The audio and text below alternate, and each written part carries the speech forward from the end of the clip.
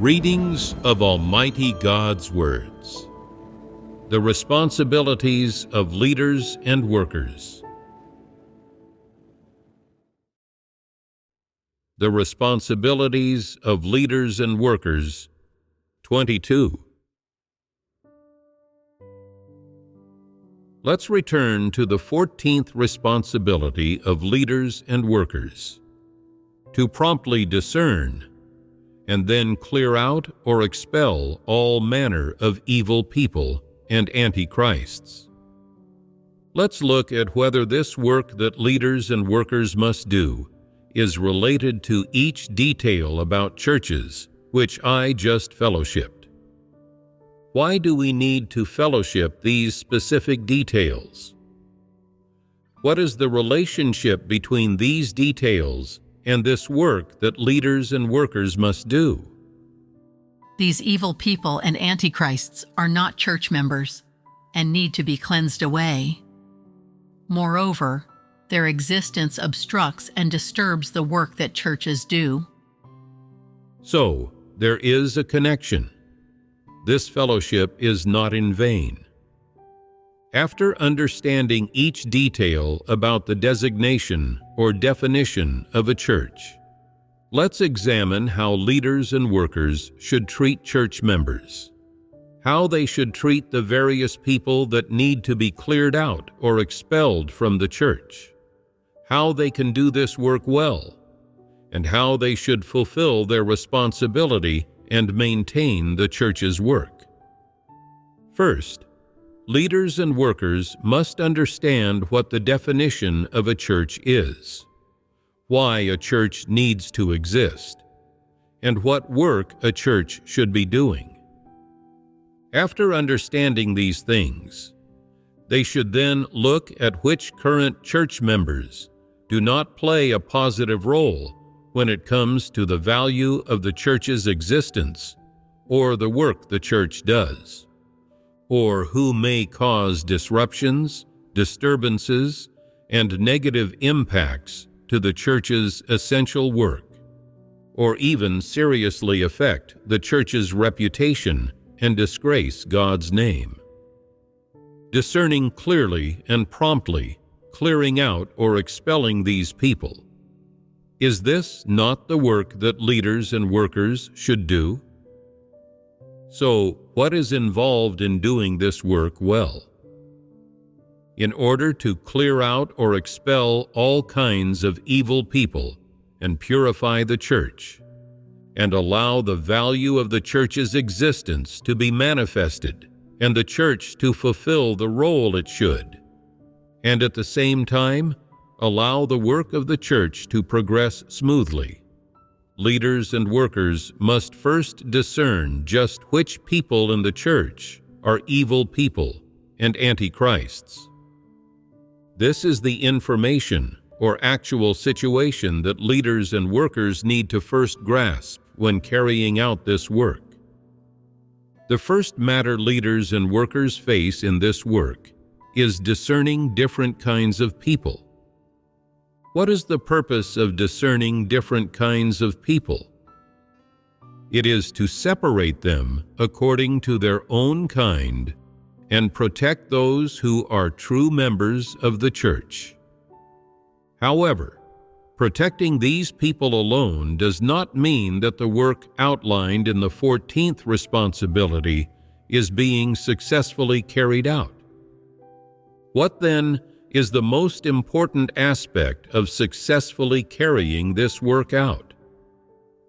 It is clearing out or expelling all kinds of disbelievers and evil people who do not belong to the church. Regardless of whether these people are defined as evil people or antichrists, if they meet the conditions for being cleared out or expelled, then the need for this work arises, and it is time for leaders and workers to fulfill their responsibility. Let us first fellowship on how to discern different kinds of people. How should we discern different kinds of people? The first criterion is to discern them according to their purpose for believing in God. The second is according to their humanity. And the third is according to their attitude toward their duty.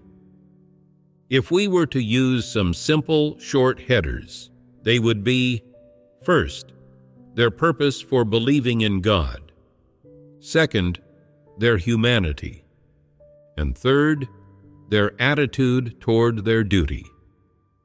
Now that we have these three headers, what are your understandings of each of them? We haven't discussed much about people's purpose for believing in God before.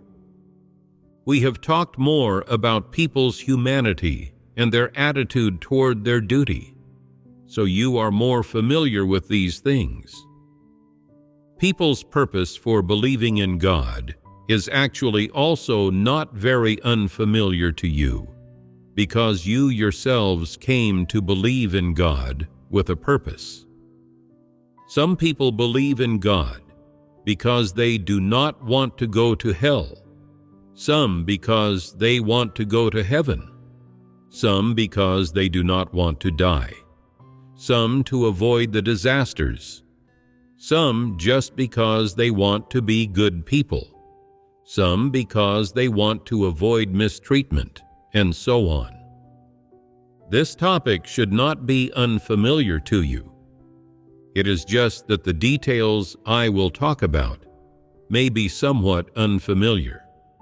You might feel uncertain about them, not knowing what I am going to say about them or where I am going to start. So let's talk about this briefly. Tell me, people who harbor which types of intentions and purposes in believing in God are those who should be cleared out or expelled? Those who only pursue fame and status and only want to hold power, and who will unscrupulously disturb the church for the sake of their status. This is one type of person. Are there others? Disbelievers who only pursue blessings and seek to eat their fill of loaves. Disbelievers.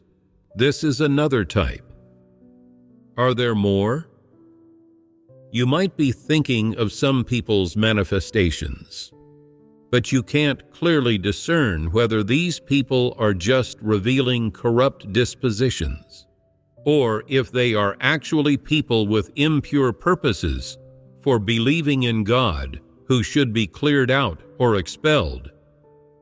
You can't figure this out and feel it's a bit unclear, so you cannot articulate it. The topic of people's purpose for believing in God is quite broad. Everyone has some intentions and purposes in believing in God. However, the types of people with impure purposes for believing in God that we are talking about here do not meet the conditions for God's salvation. They cannot achieve salvation, and they cannot even reach the minimum standard of being a laborer. No matter what purpose these people have for believing in God, in any case, when given the opportunity, these people who come to believe in God with a purpose will try to achieve their goals, and if they don't have the opportunity, they will commit evil and cause disturbances. This will bring unimaginable consequences to the church's work or to the life entry of God's chosen people, and these people should be the targets for clearing out or expulsion. Putting aside for now these people's humanity or what attitudes they harbor toward their duties, just speaking in terms of their purpose for believing in God, it is absolutely not to accept the truth and attain salvation. Much less is it to submit to and worship God. Therefore, their belief in God will naturally not result in salvation. Rather than allowing these people to stay in the church and continuously disturb God's chosen people, the genuine brothers and sisters, it is preferable to accurately discern and define them as early as possible, and then promptly clear them out of the church. They should not be treated like church members or brothers and sisters. So, who are these types of people? Just now, you spoke in a broad way about some concepts. I will give some concrete examples, and you will understand once you hear them. First, let's talk about the first type of person that should be cleared out or expelled from the church. Some people always want to become officials in society and bring glory to their ancestors, but their career paths are unsuccessful. However, their desire to be officials does not diminish at all, but their family's social status is not high, so they feel life is hopeless and see the world as too unfair, not even being able to achieve this small desire. They feel that they have some knowledge and competence, but no one appreciates them. They can't find a backer, and the prospect of becoming an official seems very remote to them. In this desperate situation, they found the church. They feel that if they can become a leader in the church, it is also like being an official, and their desire can be satisfied. So they come to God's house wanting to achieve greatness. They think their competence and capabilities are just right for being utilized in God's house, and their hope of being an official and a distinguished individual can be realized, thus fulfilling a lifelong wish. Their view on believing in God can be summarized by such sayings as, "One good turn deserves another," "True gold is destined to glitter eventually," and "The smart bird chooses its perch wisely." This is the sort of background from which they chose to walk the path of believing in God. Judging from the essence of this person, it is clear they do not believe in the existence of truth in the world, much less do they believe in the existence of the Savior. In short, they do not believe in the one true God, and even less do they believe in the existence of the Creator. Whether it is what is written in the Bible or what is preached in the religious world, that God created the world and humankind, that God is sovereign over and leads humankind. All these sayings are just historical records to them. No one investigates them, and no one can verify them. They are just legends and stories, a kind of religious culture. This is their most basic understanding of faith. They come to believe in God with this understanding, thinking that they are walking the right path, abandoning darkness for light, that they are the smart bird, choosing its perch wisely. Of course, their choice and desire to become an official and a distinguished individual have not been given up. They believe that in this vast world with so many people, there is no place for them, and only God's house can bring them hope. Only living in the church can give them a chance to utilize their talents and realize their desire to become a distinguished individual. Because judging from the current situation, the outside world is becoming increasingly wicked and dark. Only the church is a land of pureness in this world. The church is the only place in the world that can provide people with spiritual sustenance, and only the church is flourishing more and more. They come to believe in God with such wishes and purposes. After taking up faith, they don't understand anything about believing in God, pursuing the truth, or about matters involving the truth, God's disposition, and God's work. They do not pursue or pay attention to these matters. In their heart, they have not let go of their desire for status and officialdom at all. Rather, they continue to hold on to these notions and viewpoints while hanging about in the church.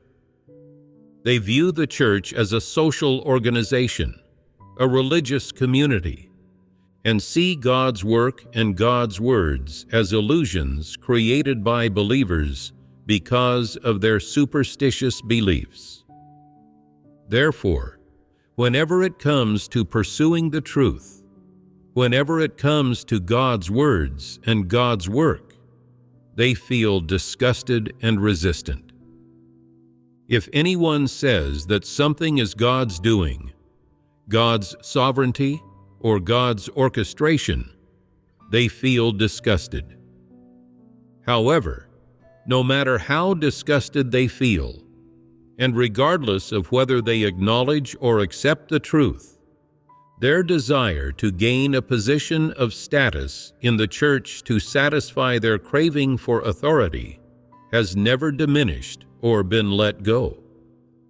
Since they have such ambition and desire, they naturally reveal various manifestations. For example, they incite people by saying things like, "Do not base everything on God's words, or connect everything to God's words and God." Actually, many of people's ideas and sayings are correct. People should have their own viewpoints and stances. They spread these statements to mislead people. At the same time, they also vigorously display their talents, gifts, and the various tactics and tricks they can play in the world, trying to attract people's notice and gain their attention and their high regard. What is the purpose of their vigorous display? It is to make people think highly of and look up to them. It is to have status among people and thereby satisfy their wish to pursue an official career and to bring glory to their ancestor. They are satisfied when respected, praised, followed, endorsed, adored, and looked up to by people, and even when flattered. Moreover, they tirelessly pursue and enjoy these things. Even though God's house constantly exposes antichrists, evil people, and people's various corrupt dispositions, in their heart they disdain these as beneath their contempt and feel especially disgusted by them. They single-mindedly pursue status and being admired and looked up to by others to fulfill the wishes they could not achieve in the world and society. So, what is their purpose for believing in God? It is not to gain 100-fold in this life and eternal life in the world to come, and it certainly is not to accept the truth and be saved. Their purpose for believing in God is not to act as a created being, but to be an official and a lord, to enjoy the benefits of status. There are certainly such people in the church.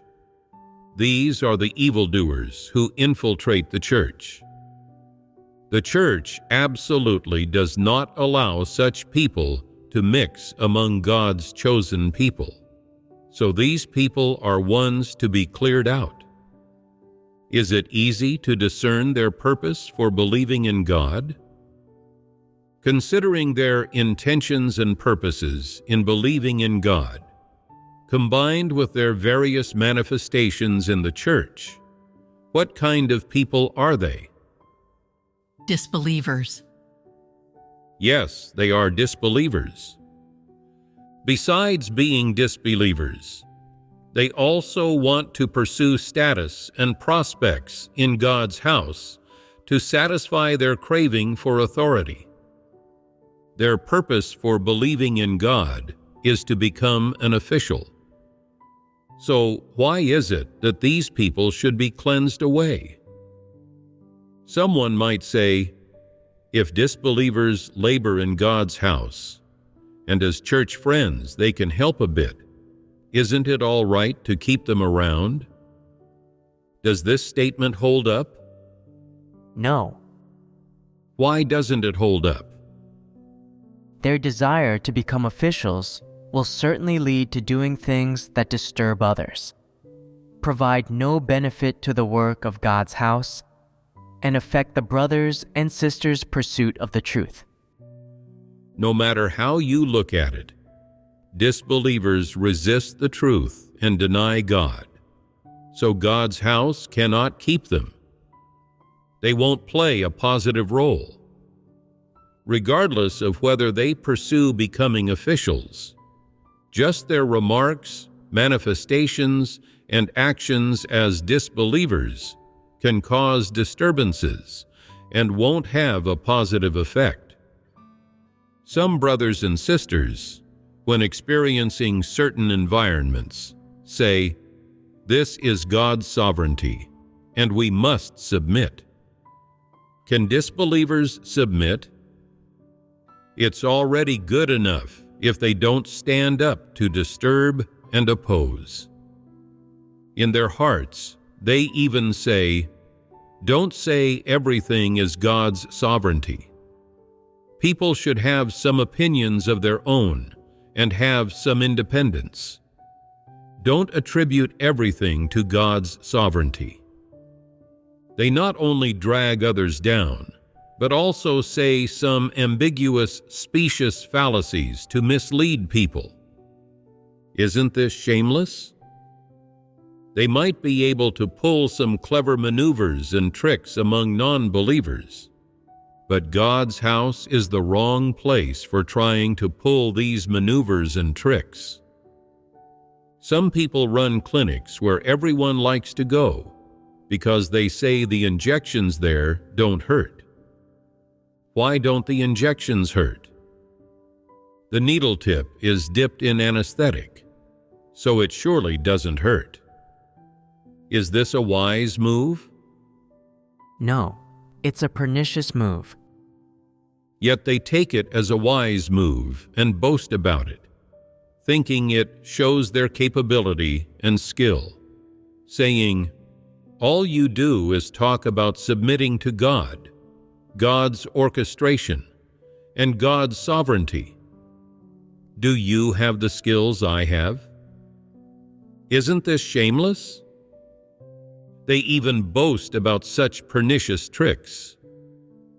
People harboring the motives of disbelievers who infiltrate the church are those who should be cleared out from the church. Why? In their hearts, these people resist the truth and are averse to it.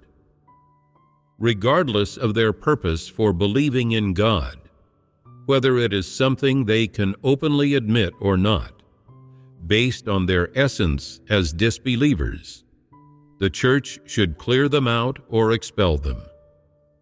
These disbelievers infiltrate the church with a certain purpose, wanting to display their talents, realize their ambitions, and satisfy their wishes within the church.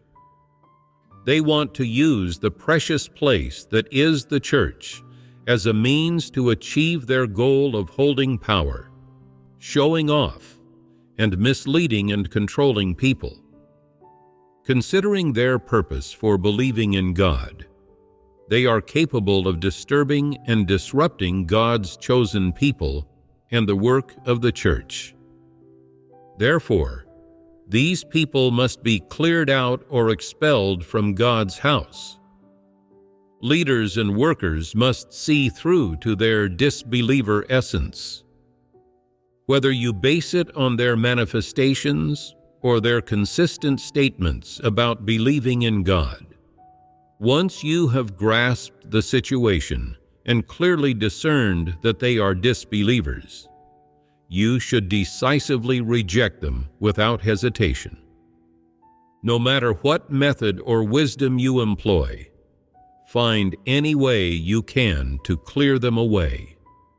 This is the work leaders and workers should do. It is the work they should shoulder.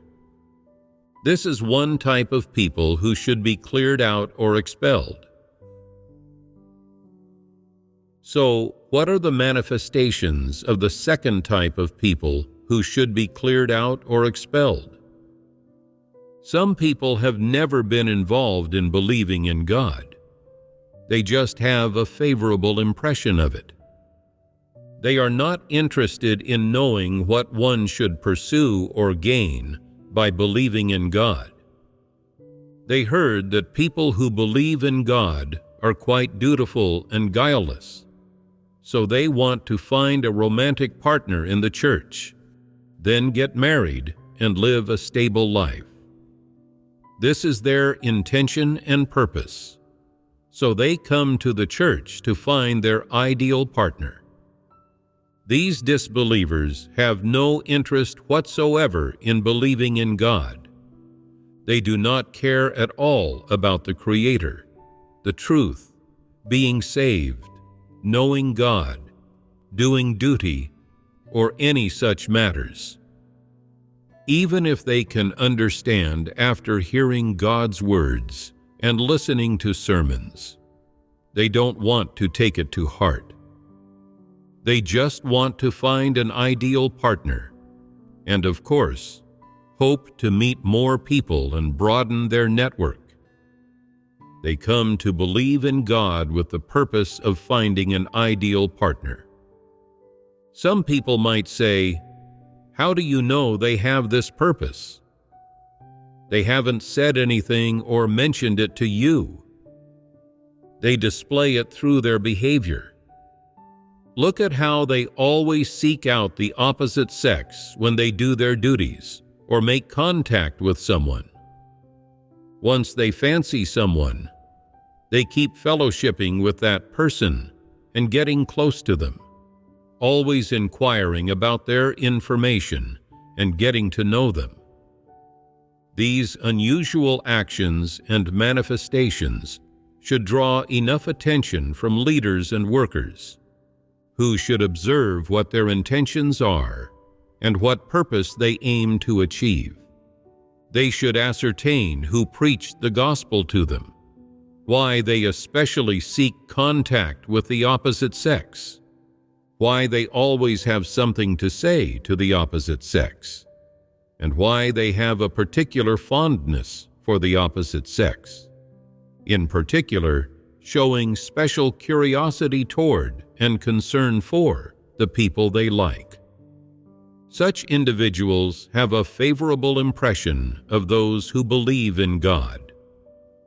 Even if they are not very interested in gatherings, listening to sermons, fellowshipping God's words, singing hymns, fellowshipping personal experiences, and other such matters, they generally don't say anything that causes disturbances and disruptions. They are solely focused on finding a romantic partner to live a good life with. If they find a partner, they can follow along in believing in God. Even if they themselves do not pursue, they can support their partner in believing in God. Some people have relatively acceptable humanity, are helpful, and try their best to be friendly and kind. For example, they can tolerate others, think of everything they can to help those with difficulties resolve them, or provide some advice, and so on.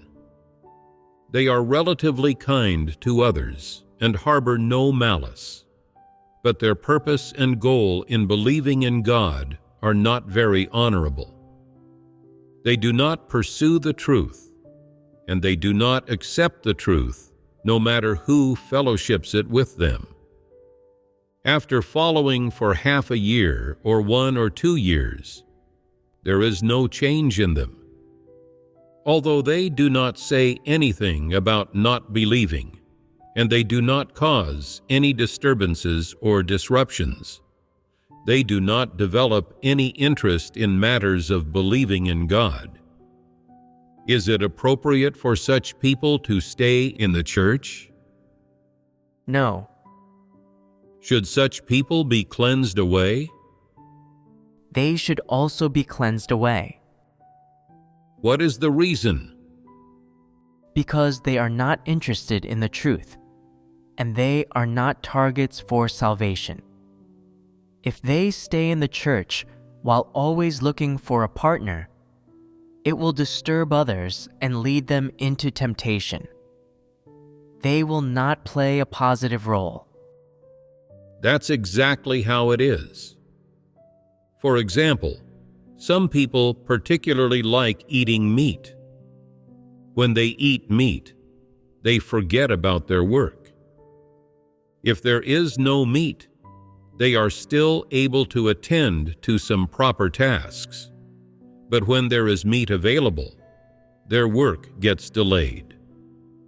What is meat to them? Exactly, it is a temptation. So, can those who are always looking for a partner be considered a source of temptation?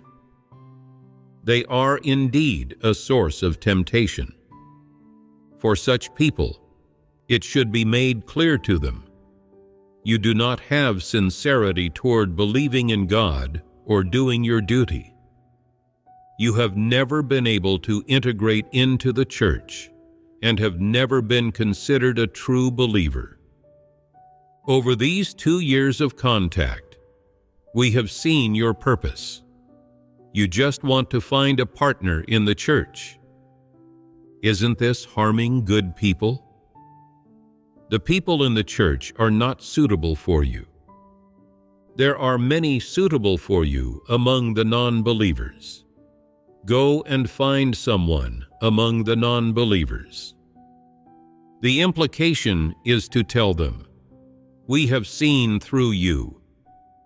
You are not one of God's chosen people. You are not a person of God's house. You cannot be considered our brother or sister. Such people should be cleared out of the church, according to the principles of God's house.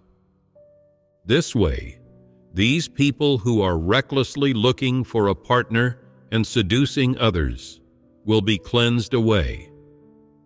Are such people not easy to discern? These people are also disbelievers. They have a slight fondness for the church, for religious faith, and for those who believe in God. They just want to use the opportunity of believing in God to find a partner among believers to live with and devotedly serve them. Tell me, is such a thing possible? Should we satisfy them? Should the church arrange such matters? The church has no obligation to satisfy their personal preferences. No matter how much they think believers are good people, that they'd be able to live their life in a proper manner with these believers, or that believers can walk the right path, it's useless. Their opinion doesn't matter. Such disbelievers can also be found in most churches. The way to deal with these people is to use the method we just fellowshipped about, or you can use better methods if you have them, as long as they are handled according to principles. These disbelievers are categorized among the various types of evil people. Is that excessive? This is precisely how we treat disbelievers. What other types of people should be cleared out or expelled from the church? Another type is those who believe in God just to avoid disasters. Believing in God just to avoid disasters is also a purpose people have for believing.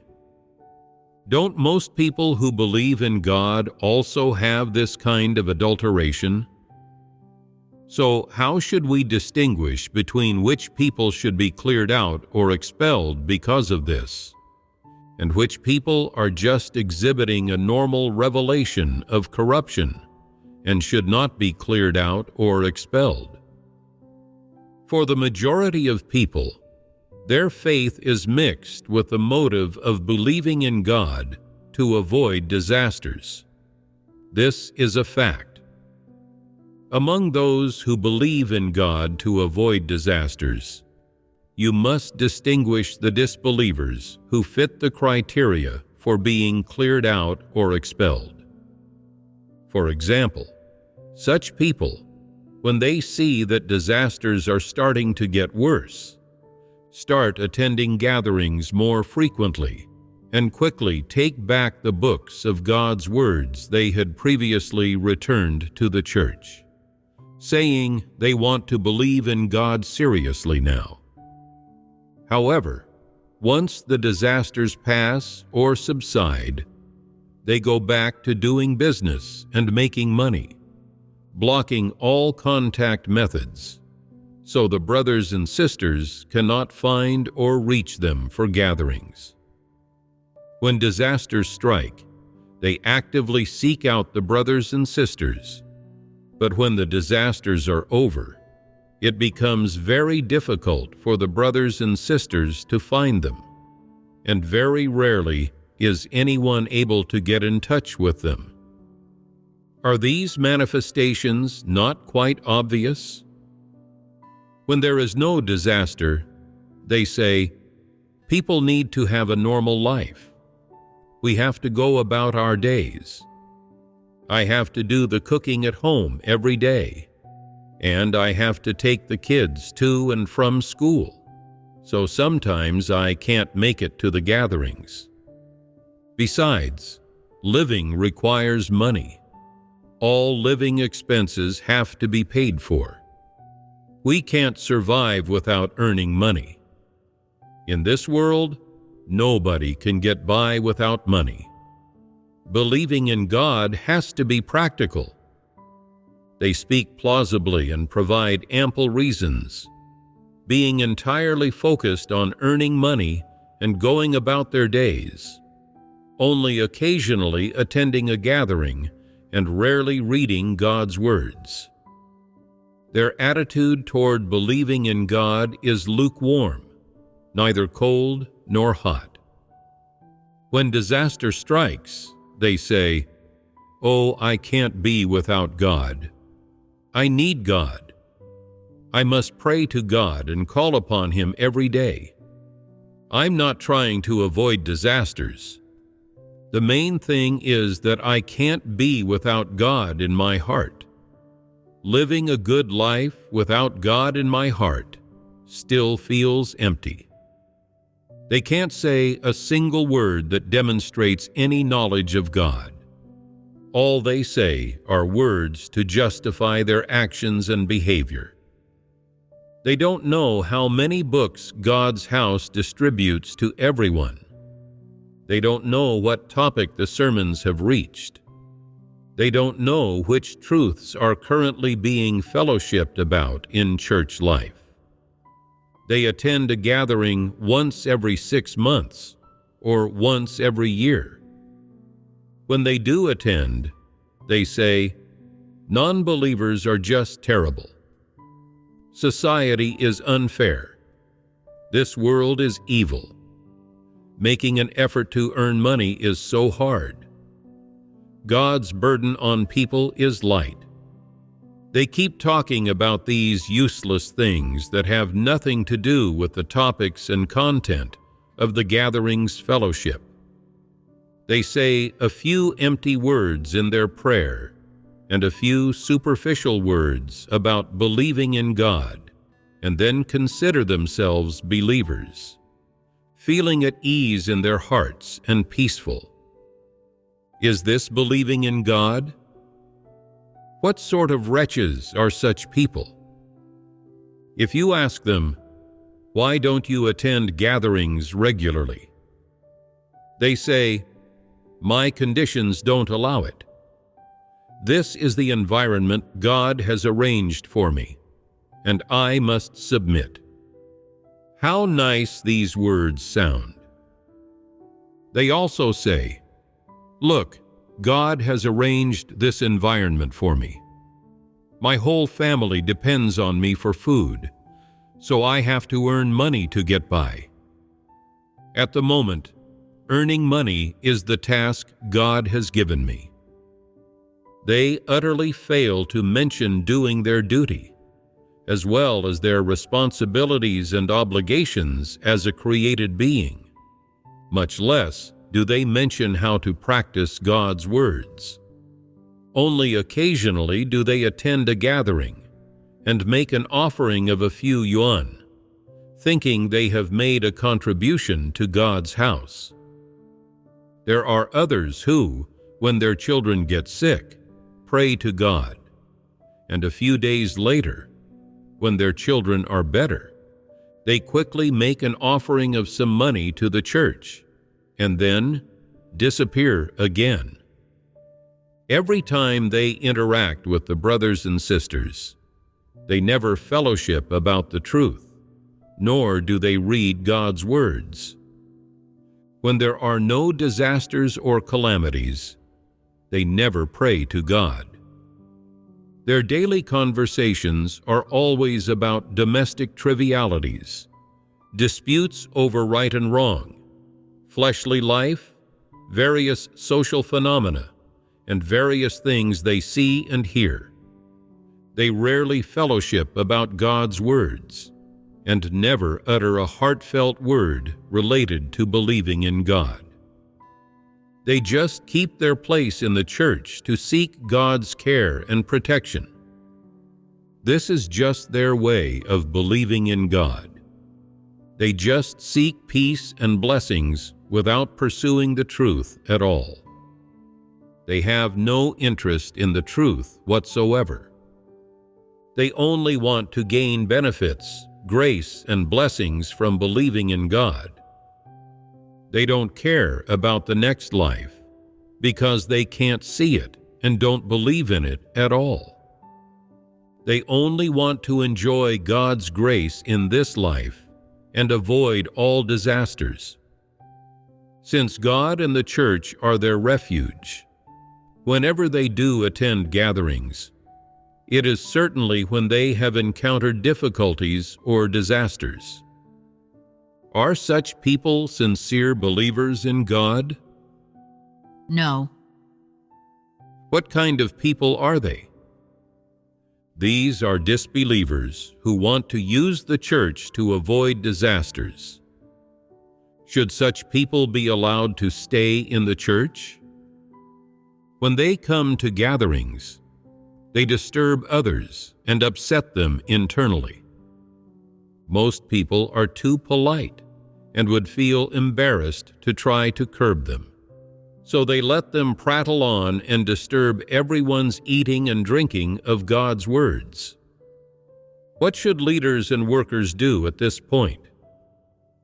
Shouldn't they take on the responsibility of restricting such people, protecting the interests of the majority, and maintaining normal church life? You can take back their books of God's words and advise them to leave the church. There are various ways to persuade someone to leave the church. You can think up your own. Just make sure they can't contact the brothers and sisters anymore. Suppose someone says, "This person is good. They just talk about some domestic trivialities in the church, but they don't disturb the church's work or affect our performance of duty, so we should be tolerant." In believing in God, Shouldn't we tolerate and endure all kinds of people? God wants every person to be saved and does not want anyone to suffer perdition. Then you need to consider whether they are a target for salvation. If they are not, shouldn't we discern and clear them out? Some people say, "I'm too polite. I'd feel embarrassed to try to persuade them to leave the church." This problem is easy to solve. If you simply don't contact them, you won't be disturbed or constrained by them. Even if you run into them, you don't need to engage with them. There's no need to talk about matters of believing in God with them. Just treat them as non-believers. Some people say, "Can't we help them with love and fellowship the truth we understand with them?" For such disbelievers, if you truly have love, you can give it a shot. If you can truly change them, then they don't need to be cleared out or expelled. Some people say, "I won't waste my effort." Helping them is useless, like giving a pig a bath. No matter how clean you wash it, it will still go and roll around in the mud. That's exactly the kind of creature it is. It won't change. If you can understand this, then you are right. Will you still fellowship the truth with such disbelievers to help them? Will you still do this pointless work? No. At this point, you realize you were foolish and did not see through people. Disbelievers cannot change. These people also know that those who believe in God do good deeds and avoid doing bad deeds, that they don't push others around or swindle them. They have a good impression of those who believe in God, so they disguise themselves under the banner of believing there is a God and believing in God is good, and worm their way into the church, making people think of them as a brother or sister. Some people are indeed taken in by this, truly regarding them as a brother or sister, often visiting and helping them. Only after a long time do they realize this person only comes to the church when they face disasters or difficulties, saying useless, nonsensical things. When things are going smoothly and everything is fine for them, when their life is good, they ignore everyone. If we had known earlier that they were such a scoundrel, we wouldn't have helped them or put in so much effort. Is it any use feeling regretful now? It's too late for regret. You've already spoken so much in vain. In short, such disbelievers need to be discerned, dealt with, and cleared out of the church as early as possible. Don't regard them as brothers and sisters. They are not brothers and sisters. Only people who are chosen by God are brothers and sisters. Only those who can be saved and who pursue worshiping God are brothers and sisters. Those who hang around in God's house to avoid disasters and greedily enjoy God's grace without accepting the truth are disbelievers. They are not brothers and sisters, and they certainly are not God's chosen people. Do you understand? Such disbelievers must be treated according to principles. They should be disposed of in the way they ought to be. This is the responsibility of leaders and workers, and it is also a principle that every one of God's chosen people should be clear on.